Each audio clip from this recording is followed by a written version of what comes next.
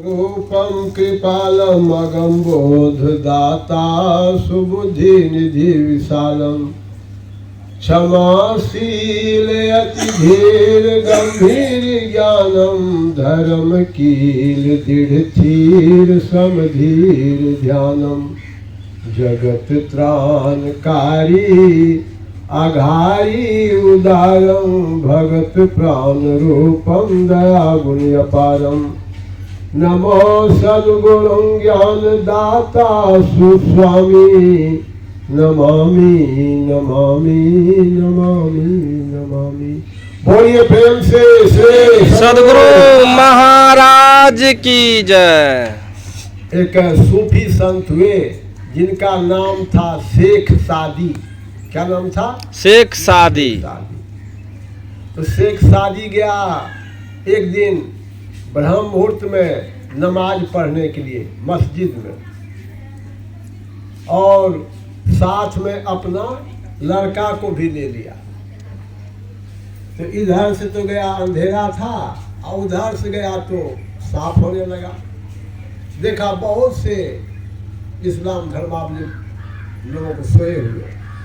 तो कहता है उसका लड़का, अब्बा जान, ये कमबख्त लोग जो खुदा की इबादत करने से वंचित रह गए, कयामत के दिन इन पर तो खुदा का कहर बरपेगा। कौन चीज होगा? खुदा का कहर बरपे। कयामत दिन, कयामत मृत्यु के बाद ये कमबख्त कहते हैं नालायक बेवकूफ को। ये कमबख्त लोग जो खुदा की इबादत, अभी नमाज पढ़ने का समय था, जो नमाज नहीं पढ़ा सोया रह गया, खुदा की इबादत करने से वंचित रह गया, कयामत के दिन जब कब्र में गाड़ेगा तो खुदा का कहर दंड देगा इसको। तो इस बात से उसके पिताजी को बहुत तकलीफ हुई। उसके पिताजी शेख सादी कहता है, अरे नादा, इससे जो अच्छा था तुम सोया ही रहता। तो लड़का पूछा, अब्बा जान मुझसे क्या खता हो गई? तो क्या खता हो गई? तुम दूसरे का अवगुण देखते हो। दूसरे के अवगुण देखने से, उसकी चर्चा करने से पुण्य का क्षय होता है। क्या होता है? पुण्य का क्षय होता है। और जिसका निंदा करते हो उसका पाप सिर पर चला आता है। परमाराध्य संत सदगुरु महाराज इस बात का समर्थन करते हैं और उन्होंने कहा, कथा कही। एक राजा था, उसके दरबार में एक साधु महात्मा चले आए। तो राजा ने पूछा, महाराज जी, हम जब मरेंगे तो मेरा जन्म कहाँ होगा, जा देखिए तो आप। साधु महात्मा है। तो महात्मा जी ने कहा कि सुनना चाहते हो कि देखना चाहते हो? तुम मरोगे तो कहाँ जाओगे? कहा दिखला दिए तो बड़ी कृपा हो गई। कहा आंख बंद करो। राजा ने आंख बंद किया। कहा खोलो। तो देखा। क्या देखा? कहा हम तो विष्ठा का बहुत बड़ा ढेर देखे। तो महात्मा जी कहते, मरोगे तुम्हारा वही जन्म होगा और वही विष्ठा तुमको भक्षण करना पड़ेगा। राजा को बहुत तकलीफ हुई। कहा इसे बहुत बुरा परिणाम हमको भोगना पड़ेगा। कोई बचने का उपाय? कहा हाँ, बचने का उपाय है कि तुम अपने राज की पुरोहित है, उसकी कन्या को अपने घर ले आओ और उसको हिफाजत से रखो, उसको जाने नहीं देना। इससे क्या होगा? तो राज में तुम्हारी सब लोग निंदा करेंगे, जिस निंदा से तुम्हारा पाप समाप्त हो जाएगा, और जो लोग निंदा करते हैं उनका पुण्य तुमको संचय हो जाएगा, तुम विष्ठा खाने से बच जाओगे। राजा ने वैसा ही किया। कुछ दिन के बाद महात्मा जी फिर आए। कहा बाबा देखिए तो अब क्या मेरी क्या स्थिति है? तो देखा तो विष्ठा का थोड़ा सा ढेर बच रहा है। कहा ये कैसे होगा? कहा तुम्हारे राज्य में एक महात्मा जी रहते हैं, उसने तुम्हारी निंदा नहीं की।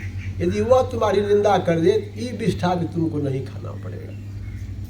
इसीलिए अभी वही पाठ करके सुनाया गया आप लोगों को। नवम सरल सब छल हीना, मम भरोस ही है हर्षण दीना। पंछी सपने नहीं परदोसा। आठम जथा लाभ संतोषा, और सपनों नहीं देखिए परदोषा।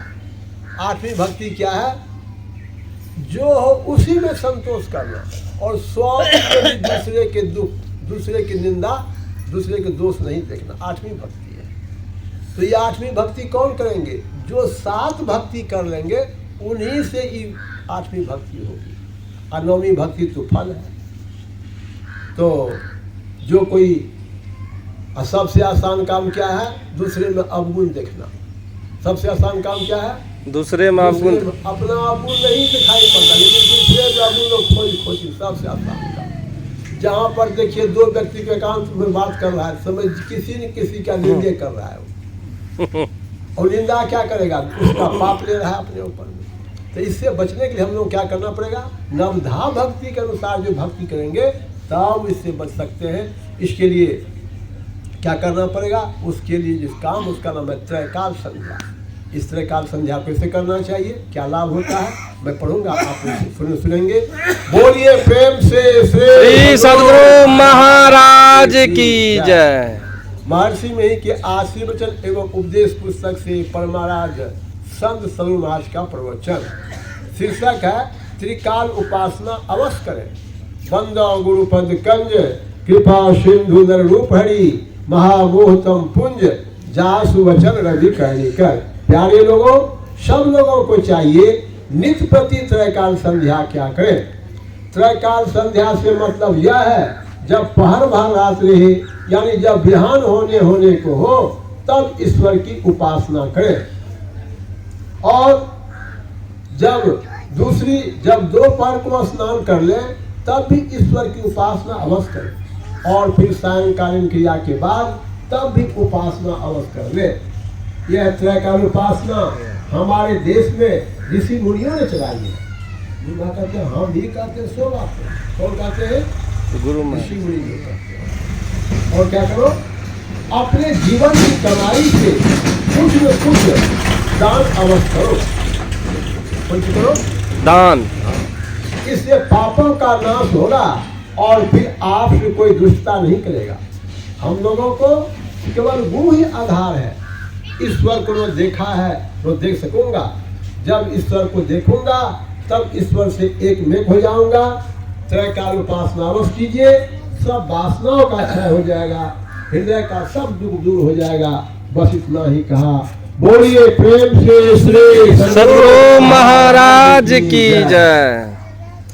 प्रातः स्मरणीय अनंत श्री भूषित परम पूज्य सद्गुरु महर्षि में परमहंस महाराज 58वीं जयंती के उपलक्ष्य में कुप्पाघाट आश्रम के सत्संग हॉल में दिनांक 17 मई 1981 ईस्वी के अपराह्न काल में सत्संग का आयोजन किया गया था। पूज्यपाद महर्षि जी का मंगलमय उपदेश उसी अवसर पर हुआ था। श्री सद्गुरु महाराज की जय।